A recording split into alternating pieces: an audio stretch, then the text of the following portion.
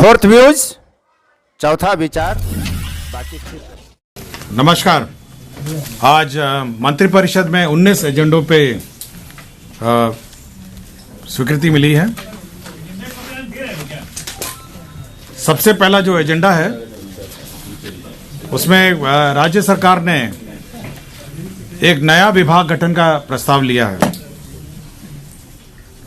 इस डिपार्टमेंट का नाम खेल विभाग होगा और ये डिपार्टमेंट ऑफ स्पोर्ट्स के नाम से जाना जाएगा। यह खेल विभाग अलग नया एक विभाग है। इसमें खेल कूद के विकास से संबंधित कार्य किए जाएंगे। खेल कूद और जो हमारे खिलाड़ी हैं उनके कल्याण से संबंधित कार्य किए जाएंगे। राज्य में जितना भी खेल इंफ्रास्ट्रक्चर है वह इसके अधीनस्थ होगा। बिहार राज्य खेल प्राधिकरण जो है वह भी इसके अंतर्गत होगा। खेल यूनिवर्सिटी इसके अंतर्गत होगा और जितनी भी संस्थाएं हमारे राज्य में हैं खेल से संबंधित वह सब अब इस खेल विभाग के अंतर्गत आएगा। इसका मुख्य उद्देश्य यह है कि राज्य सरकार खेल को बढ़ावा देगी और साथ ही साथ राष्ट्रीय स्तर और विश्व स्तरीय पर अपने उत्कृष्ट खिलाड़ी तैयार करने में इस विभाग से के माध्यम से हो सकेगा। तो ये नया विभाग खेल विभाग कहा जाएगा और डिपार्टमेंट ऑफ स्पोर्ट्स कहा जाएगा। इसके ये अलग डिपार्टमेंट होगा और ये पूर्व में पहले ये कला संस्कृति एवं युवा विभाग का एक अंश था। तो ये एक महत्वपूर्ण निर्णय है जहां पर एक नया विभाग गठन करने का राज्य सरकार ने निर्णय लिया। दूसरा निर्णय पंचायती राज विभाग से संबंधित है, जिसमें पंचायत स्तर पर जो प्रतिनिधि हैं उनके मानदेय में बढ़ोतरी का राज्य सरकार ने निर्णय लिया है। पंचायत स्तर पर जो 6 प्रकार के प्रतिनिधि हैं पंचायत स्तर पर, पहले हैं ग्राम पंचायत मुखिया हैं, दूसरे ग्राम पंचायत उप मुखिया हैं, तीसरे हैं ग्राम पंचायत सदस्य हैं जिसको वार्ड सदस्य कहते हैं, चौथे हैं ग्राम कचहरी सरपंच हैं, पांचवा है ग्राम कचहरी उप सरपंच हैं और छठे हैं ग्राम कचहरी सदस्य जिसको हम लोग पंच कहते हैं। ग्राम पंचायत मुखिया जो है इनका पूर्व में पहले मानदेय मासिक मानदेय है 2500 रुपए था। अब बढ़ाकर इसको 5000 कर दिया, दुगना कर दिया गया। ग्राम पंचायत उप मुखिया का मानदेय 1200 था, इसको बढ़ा के 2500 कर दिया गया। ग्राम पंचायत सदस्य इसका 500 था, इसको बढ़ा के 800 कर दिया गया है। ग्राम कचहरी सरपंच जो हैं ये 2500 थे, इनको बढ़ा के 5000 कर दिया गया है। और ग्राम कचहरी उप सरपंच हैं जिसको 1200 से बढ़ा के 2500 कर दिया गया है। और ग्राम कचहरी सदस्य हैं पंच हैं जिसको 500 से बढ़ा के 800 कर दिया गया है। तो यह बढ़ोतरी 6 पदों में की गई है। इधर भी दीजिए ना, तीनों आदमी उधर हैं आप लोग। मेरे भाई ये सब उसमें नहीं है, इसलिए जो बोल रहा हूं ना उसका नोट कर लीजिए, ठीक है ना। उसमें नहीं है, हाँ, इसलिए मैं बार बार पूरा पढ़ रहा हूं। सर, जिला परिषद अध्यक्ष, प्रमुख और इसका भी बता दीजिए। अब देखिए ना, मैंने आपको केवल ये कहा है राज्य सरकार ने जो निर्णय लिया है वो पंचायत स्तरीय प्रतिनिधि के संबंध में ही लिया है और 6 पंचायत प्रतिनिधि के संबंध में लिया है जिसको मैंने पढ़ दिया आपको। इसमें और किसी को कुछ पूछना हो? इसमें जो कुल व्यय होगा वो 3,39,38,38,85,600 रुपए मात्र होगा। अब संख्या भी मैं पढ़ देता हूं को, उसमें नहीं है, कृपया नोट कर लें। ग्राम पंचायत मुखिया हैं 8053 जो अब 5000 रुपए पाएंगे। ग्राम पंचायत उप मुखिया हैं 8053 हैं जो अब 2500 रुपए पाएंगे। ग्राम पंचायत सदस्य वार्ड सदस्य हैं ये 1,01,268 हैं जो अब ये 800 रुपए पाएंगे। ग्राम कचहरी सरपंच जो हैं ये 8053 हैं जो 5000 रुपए पाएंगे। ग्राम कचहरी उप सरपंच हैं जो अब 2500 रुपए पाएंगे और ग्राम कचहरी सदस्य जो पंच हैं वो 1,01,268 हैं जो 800 रुपए पाएंगे। क्लियर हो गया? किसी को आंकड़े और चाहिए? हाँ,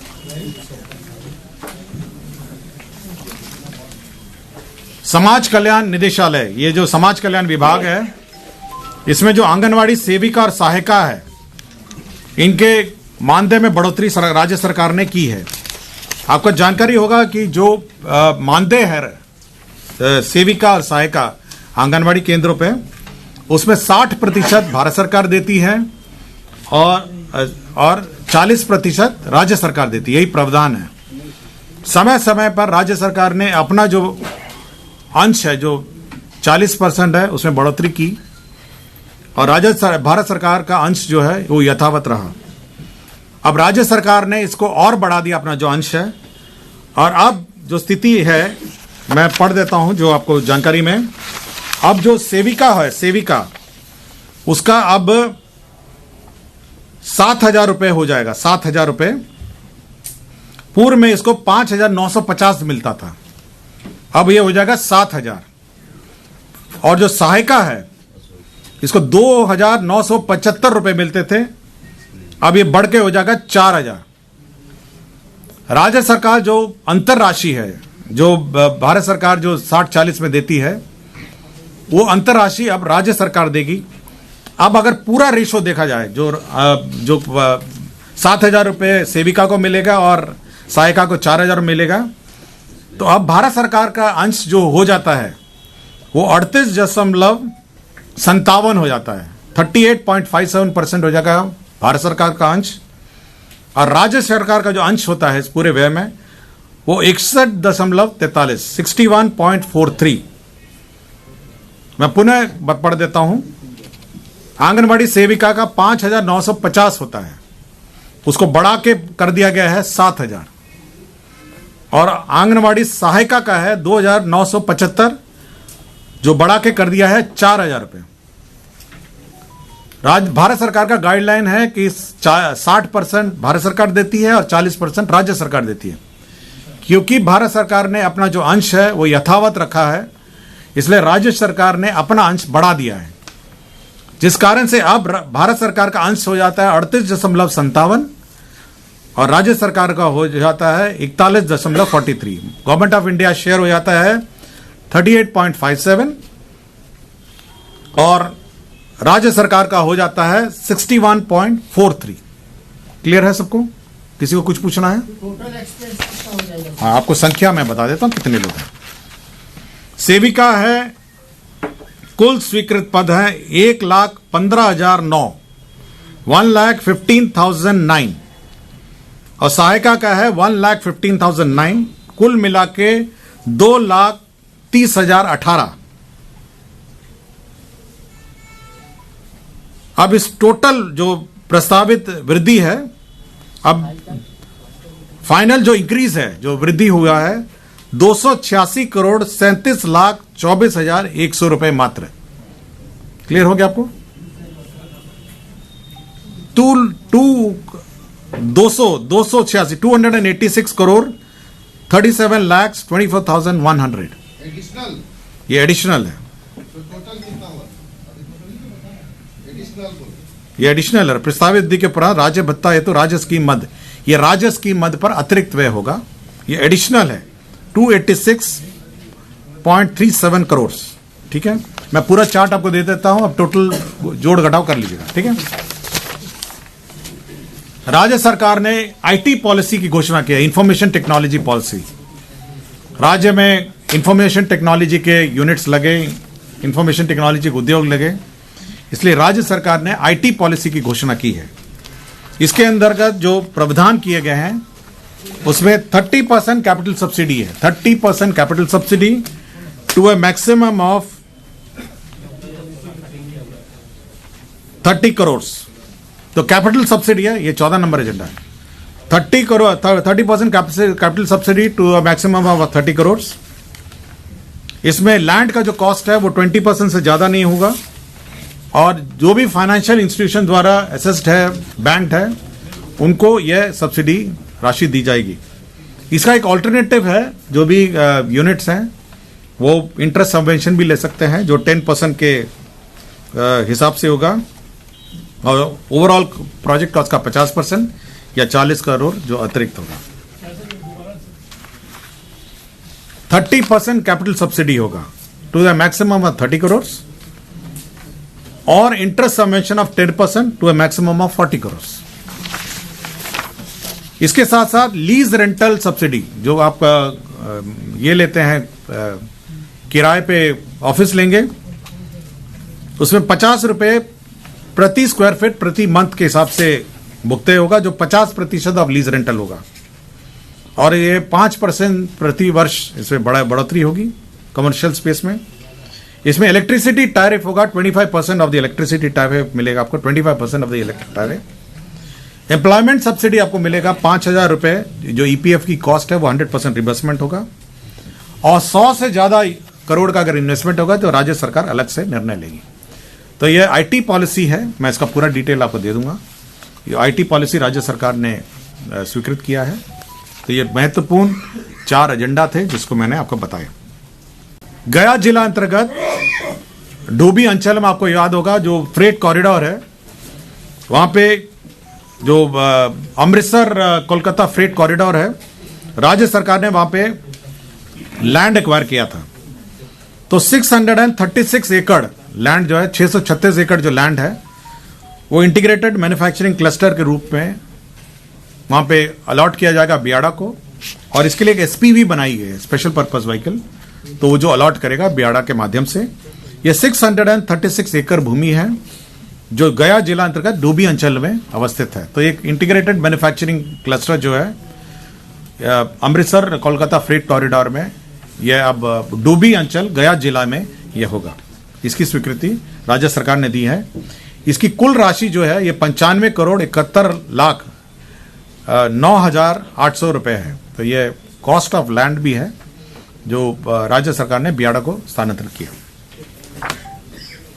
विज्ञान एवं प्रौद्योगिकी विभाग ने अपने 46 राजकीय पॉलिटेक्निक और 38 इंजीनियरिंग कॉलेज और 46 राजकीय पॉलिटेक्निक में आपका इंटरनेट सुविधा लगाएगी। इसमें 500 मेगाबिट्स पर सेकेंड और 300 मेगाबिट्स पर सेकेंड है, जिसमें अनुमानित लागत होगी 47.15 करोड़। तो ये इंटरनेट की सुविधा सभी इंजीनियरिंग कॉलेजेस और पॉलिटेक्निक में ये होगी। तो राज्य सरकार ने 47.15 करोड़ की योजना की स्वीकृति की है। स्वास्थ्य विभाग के अंतर्गत आयुष, आयुर्वेदिक, होम्योपैथिक, यूनानी परिक्षेत्र में संवर्धन और विकास के लिए राज्य के 12 जिले यथा बक्सर, कैमूर, जहानाबाद, जमुई, शेखपुरा, लखीसराय, सुपौल, किशनगंज, अररिया, बांका, शिवहर और अरल वे जिला संयुक्त औषधालय की स्थापना की है। इसमें 108 पदों का सृजन किया है। तो इंटीग्रेटेड औषधालय का निर्माण होगा इन 12 जिलों में और इसमें 108 पदों का सृजन हुआ है। सिर और मुंह, हेड एंड नेक का कैंसर अस्पताल के रूप में संचालित है और ये दरभंगा में गंगवारा एक जगह है, गंगवारा दरभंगा में ये 100 बेडेड हॉस्पिटल है। इस हॉस्पिटल को अब होमी बाबा कैंसर अस्पताल अनुसंधान केंद्र मुजफ्फरपुर को सुपुर्द किया जाएगा। आपको जानकारी होगा जो कैंसर हॉस्पिटल है मुजफ्फरपुर में वो संचालित है, बहुत अच्छी तरह संचालित है और काफी वृहद पैमाने में मुजफ्फरपुर में संचालित है। अब उसी को ये हेड एंड नेक गर्दन कैंसर अस्पताल जो दरभंगा में है, गंगवारा में है, अब उसको हैंडओवर किया जाएगा, वही संचालित इसका करेगा। मधुबनी जिला अंतर्गत फुलपरास प्रखंड अंतर्गत मदनपट्टी ग्राम के समीप सुग्रवे नदी पर गेटेड वियर एवं संलग्न संरचना के निर्माण कार्य के लिए 49 करोड़ 1,50,385 रुपए की स्वीकृति दी गई है। पटना जिला अंतर्गत जो आपका मेट्रो रेल का स्टेशन है, Moinul Haq stadium metro station है, उसके लिए जमीन का स्थानांतरण किया गया। पश्चिम चंपारण में वाल्मीकि नगर में आपको जानकारी होगा कि एक 100 कमरे का गेस्ट हाउस बन रहा है और साथ ही साथ वहां पे सभागार भी बन रहा है। तो उसके लिए राशि की आवश्यकता थी। 500 सीटर सभागार है वहां पे, 500 सीटर, और 102 कमरे का गेस्ट हाउस बन रहा है। 40 करोड़ बिहार कंटिजेंसी फंड से उसको भुगतान के लिए दिया जा रहा है। कार्य बड़ी प्रगति में चल रहा है, उसको भुगतान के लिए राशि की जरूरत है। मिथिलेश कुमार साहू हैं निर्वाचन विभाग में रिटायर्ड बप्रस के पदाधिकारी। निर्वाचन के मद्देनजर इनको 2025 निर्वाचन तक इनको 2 वर्षों के लिए इनके संविदा पर नियोजन के लिए स्वीकृति दी गई।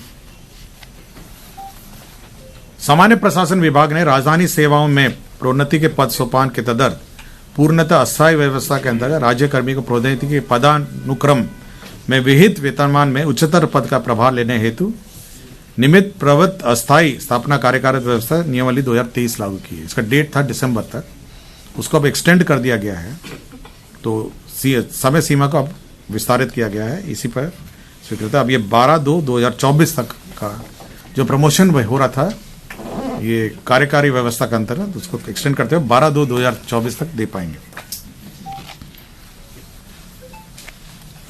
सामान्य प्रशासन विभाग में संकल्प संख्या 7433 में जो कालावधि है, कालावधि में संशोधन किया गया है और न्यूनतम कालावधि में संशोधन किया गया है, इसकी स्वीकृति दी गई है।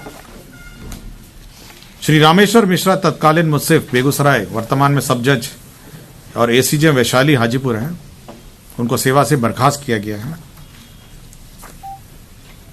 मनीष तत्कालीन प्रभारी उपाधीक्षक सदर अस्पताल कटिहार है, तो इनको सेवा माननीय उच्च न्यायालय के आदेश के आलोक में इनको वापस लेते हुए सामान्य सेवा मानते हुए सेवांत लाभ आदि भुगतान करने का निर्णय लिया है। बिहार अल्पसंख्यक आयोग में सदस्य सचिव का पद उप सचिव का से अन्य पदाधिकारी का पद सृजन किया गया है। स्वर्गीय दिनेश कुमार सिंह है, भूतपूर्व सदस्य बिहार विधान सभा, इन्होंने लिवर ट्रांसप्लांट किया था। 71,78,452 रुपए इनको भुगतान किया गया। यह भी माननीय सर्वोच्च न्यायालय के आदेश से हुआ है। तो यही एजेंडा आज 19 एजेंडा पर निर्णय हुआ है। फोर्थ व्यूज, चौथा विचार, बाकी